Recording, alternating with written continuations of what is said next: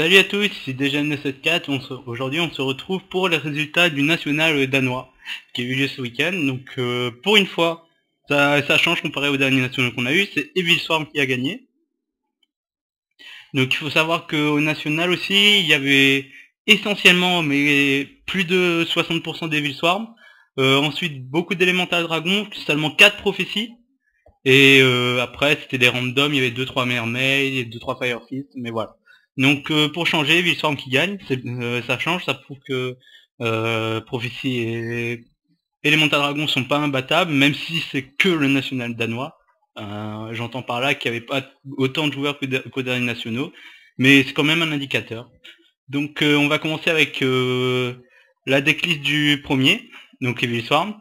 Donc il jouait 3 Heliotropes, 3 Castor, 3 Kerikeyon, 3 Thunderbird, 3 Mandragora, 2 Cancrelamax, 2 Veiler qui sont des Stappers maintenant. Moi j'ai même tendance, lorsque je joue dans mes decks, à jouer 3 maxés à cause d'Elemental Dragon et 2 Veiler parce que après c'est pas forcément utile à part contre Prophétie je trouve. Après Dragossack, Big Eye, mais essentiellement maxé je trouve que c'est devenu vraiment le staple à avoir. Et de la plein de ressources. Ensuite on a 2 tenues. Trou noir, Heavy, Reborn, renfort de l'armée, 3 pandémies. Alors, une infestation, une seule zone sûre. La plupart des decks en jouent 2. Moi, je trouve qu'une zone sûre, ça suffit largement. Surtout qu'avec les tenues, il n'y a pas de souci. 2 plus, et aussi parce que, en plus de la zone sûre, on a 7 cartes. Illusion des ténèbres. Donc, moi, je suis pour la jouer parce que annuler l'activation d'une carte magique, carte piège d'un monstre à effet qui cible. Vous prenez dans le méta actuel tout ce qui cible. On a Prêtresse, on a Dragossack, on a Gros Oeil, on a tous les random pièges qui ciblent. On a compétence de percée, justement, qui est beaucoup joué. Donc pour moi, c'est obligatoire de le jouer dans Evil Swarm. En tout cas, moi, je le joue. Et peut-être c'est l'un des seuls à jouer sur le tournoi danois, si je me souviens bien. Donc c'est peut-être ça aussi. Pour moi, c'est ça qui a fait jouer en sa faveur. Plutôt que jouer 2 zones sûres, 2 illusions des ténèbres, je préfère moi. Ensuite, avertissement, jugement et 2 hommages torrentiels. Donc on passe à l'extra deck. Donc là, je suis un peu moins d'accord sur ce qu'il a fait. On verra sur certains points.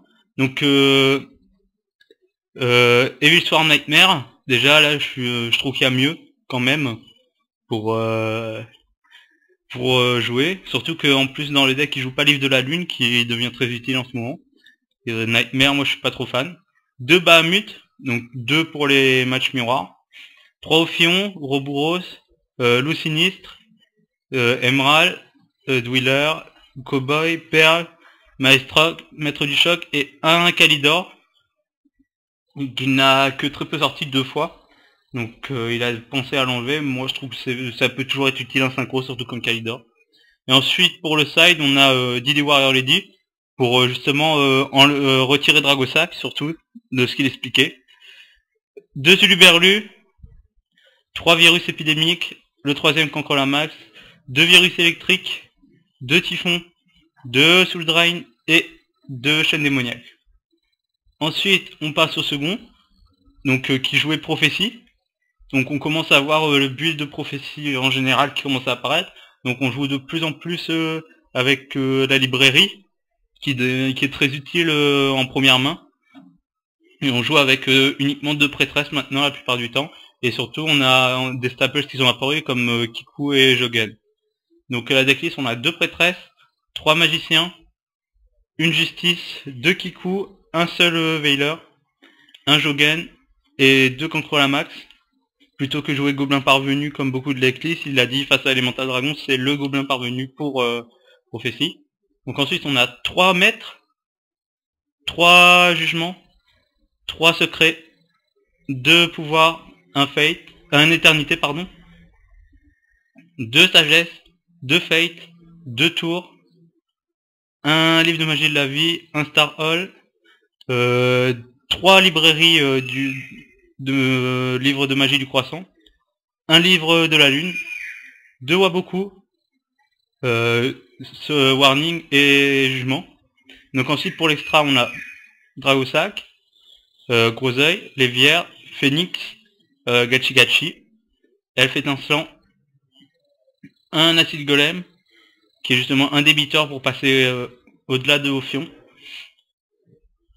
Catastor, Kalidor pardon, Librarian, Sorcière de la Calamité, Magicien des Arcanes, Ancienne Vouivre Sacré, Épéiste Cramoisi, qui a dit il a été très utile contre les match-up Elemental Dragon, Stardust et Dragon de Ferraille. Ensuite pour le side on a 2 Zuluberlu, une Lilith et des piqûres pour passer au-delà d'Ophion, un deuxième Veiler, Tsukuyomi, un troisième Kiku, 2 échanges. Il a dit c'est très utile, surtout contre Elemental Dragon, ce qu'il avait fait une fois, c'était en round 5. Il a posé toutes ses magies, il avait un livre de la vie inutile, il a esquive échange, et il prend le reborn de Elemental Dragon qui se retrouve avec le livre de la vie et qui peut rien y faire. 3 Typhons, 2 Soul Drain et 2 Rivalité des Seigneurs de Guerre. Ensuite le troisième, Elemental Dragon, fallait bien qu'il y en ait un quand même. Donc 42 cartes ici. Donc 3 des gros dragons à chaque fois, 2 des petits dragons à chaque fois, 3 Veiler, 3 Concrolamax et une Sentinelle de la Cloche de Feu. Reborn, violent. Alors il jouait 2 lances interdites. Donc moi je suis pas trop fan. Je préfère à la limite rajouter un trou noir ou alors mettre des Uluberlu de main deck. Enfin je suis pas trop fan moi. Une épée sacrée, 3 Sarco, 3 super régénération, 2 compétences de percée, un retour et un virus. Donc il a dit il enlèverait le retour et le virus pour tomber à 40 cartes. Moi je suis d'accord, surtout que le virus il est pas forcément utile en manche 1 mais plutôt après. Ensuite pour l'extra on a Kalidor, Stardust, Dragon, Archédémon du monde mental, Guerrier colossal, Crimson Blader, un Dragon rouge Archédémon, un Dragon de ferraille, 3 Reine Dragoon, 2 Gaia Dragoon, 1 Gaia Dragoon, 3 Big Eye, Gaios et uniquement 2 Dragosac. Il a dit 1 c'est insuffisant, 2 c'est le bon ratio, 3 ça peut être trop. Moi personnellement j'en aurais joué 3 et j'aurais enlevé Dragoon, que je trouve pas très utile ici. Je veux dire tant qu'à faire on a Redox, c'est plus sympa. Ensuite pour le side 2 Uluberlu, 2 Morphojars numéro 2, un battement d'aile du dragon géant, 3 Typhons, 2 décrets, un deuxième virus et 3 compulses, donc pour les match-up Evil Swarm. Ensuite le quatrième qui jouait Team Gadget. Donc la decklist c'est assez sympa je trouve, il est assez sympa à jouer, j'ai testé. Donc on a 3 gadgets de chaque, 3 poissons rouges éteints, un ravitailleur, 2 forteresses, 2 Redox, 2 Concrolamax et 2 Kagekitokage. Donc Redox pour utiliser en tant que Reborn, surtout avec la forteresse, c'est très sympa. Et 2 Veiler, donc ensuite 3 doubles invocations, un Reborn, trou noir, 2 Typhons, donc c'est l'un des rares à encore main decker Typhon. Et moi je suis plutôt pour, j'aurais peut-être joué un seul, parce que c'est toujours utile un random Typhon je trouve. Violent, 2 dispositifs, 2 trappes sans fond, 2 forces de miroir, la brigade des jugements, des solemnes, 2 torrentiales et une offrande suprême, évidemment. Pour l'extra, on a 2 Geargigant, 2 Dweller pour les match-up dragons, Pearl, Daigusto Phoenix, Emerald, pardon, Papillopérative, Utopie, la Valvalchen, donc il a dit c'est très utile si je veux top deck, surtout qu'il peut mettre soit un Redox, soit une Fortress en haut du deck. Gunman, Maestroc, Shockmaster, Big Eye, Dragosac et un Crimson Blader.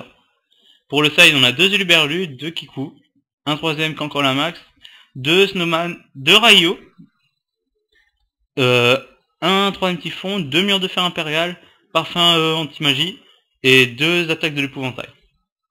Et enfin, parmi les top 8, j'ai pas voulu vous prendre encore des prophéties, etc. Donc j'ai pris le top 8 le plus intéressant. Donc il a appelé ça Rabbit Stun Maléfique OTK. Donc c'est un deck très original, très sympa à jouer, qui bloque complètement l'adversaire et qui peut faire très mal. Donc comme vous voyez, Top 8 il est viable dans le méta actuel. Peut-être un peu moins rapide, donc il a dit c'est surtout les mains mortes qui l'embêtent. Même si elles sont pas fréquentes, ça arrive.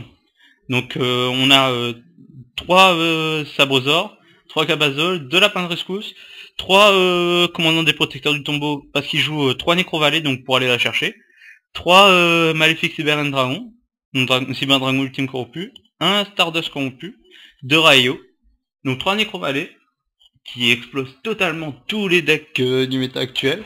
On peut pas faire l'effet de Kirikyon pour Heavy Swarm, on peut pas faire l'effet des dragons qui sont dans le cimetière, on peut pas faire l'effet de Pretrace et de Fate, donc c'est excellent. 2 Typhons, pot de dualité, Sacrifice Royal qui nique totalement l'élémentaire dragon. Si, le mieux il a dit c'est d'avoir Nécrovalé et d'activer Sacrifice Royal, c'est le pire qui puisse arriver à Elemental Dragon. Donc ensuite il joue une grosse Ratline, 2 Bottom, 2 Compulse, 2 Chaîne Démoniaque, 2 Force de Miroir, Starlight, Brigade des Solemnes, un Torrential, il side le deuxième, et 2 Prisons Dimensionnelles. Donc pour l'extra on a les 3 Cyber End, 3 Stardust parce qu'il side 2 Maléfiques, 2 Lagia, 1 Dolka, Perle, Maestroc, Choc, Maître du Choc, Loup Sinistre, Abyss Dweller et un Cowboy. Et enfin pour le side on a les 2 Stardust, un Typhon, le deuxième Tribute, 2 Macrocosmos, 3 Skill Drain, 3 Virus Épidémiques, avec les Maléfiques ça sort très facilement, et 2 qui coulent Destructeur Fantôme. Donc voilà pour le national danois qui a été très intéressant. Donc on se retrouvera plus tard pour les decklists de futurs nationaux.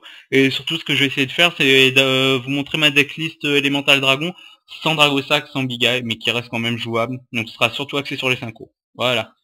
Allez, salut tout le monde.